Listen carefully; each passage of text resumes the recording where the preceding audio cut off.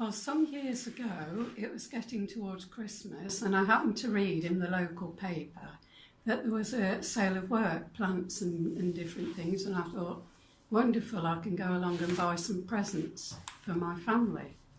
Well, I went along to this building on the edge of the ring road. I waited outside and I waited outside, and nothing happened. And a lady came out and introduced herself as May.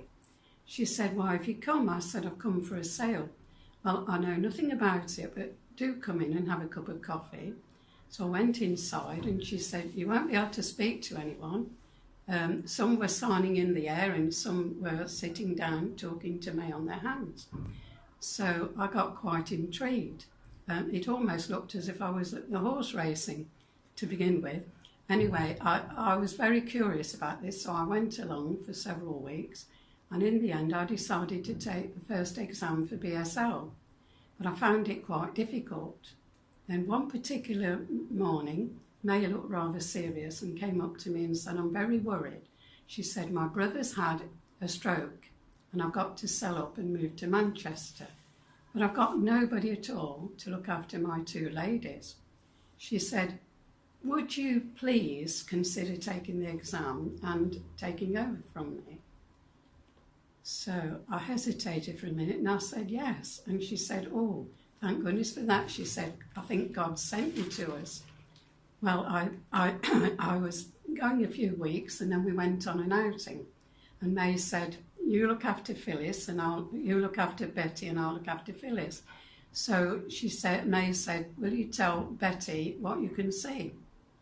So I told her the sun was shining and we were walking along, and she said, "I'd like to go on the sand and stroke the donkeys." So we duly did that. And then we went on the pier because she had a lot of pennies to spend on the one-armed bandit, and her face lit up when she won. Anyway, after that, I took the exam and May duly moved away. And I found it a really exciting experience because these ladies were really happy, although they couldn't see or hear. And then one particular day, Betty's daughter came and she said to me, "I'm afraid Betty's got to go into hospital, but I can't go along because the doctor wants me there when I've got to fetch the children from school. Would you go in my place?" I said yes, and I was really privileged to go and speak to the doctors and nurses, and they asked me to tell Betty what was going to happen to her. She was going to have this operation, but unfortunately I never saw her again because she had very advanced cancer. And Phyllis became very withdrawn after this and didn't want to come because she missed Betty. So after that, I didn't go anymore.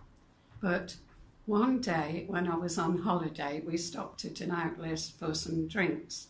And I was in the queue, a big long queue, and people were getting impatient. So I went to the front. The person at the front couldn't make themselves understood, deaf-blind, so I helped her pay for her food and drink. And I thought to myself, it's been an absolutely wonderful experience, one I wouldn't have missed for all the world. And I'll never forget May saying to me, "God sent you to us. Was I just in the right place at the right time, or did God actually speak to me and send me there?" You've got to be open to God's call and think, well, yes, you can do something, even if it's something you've never ever tried before, and you're giving something to somebody else, but you're also getting something back as well. But I never did find out where this sale of work was.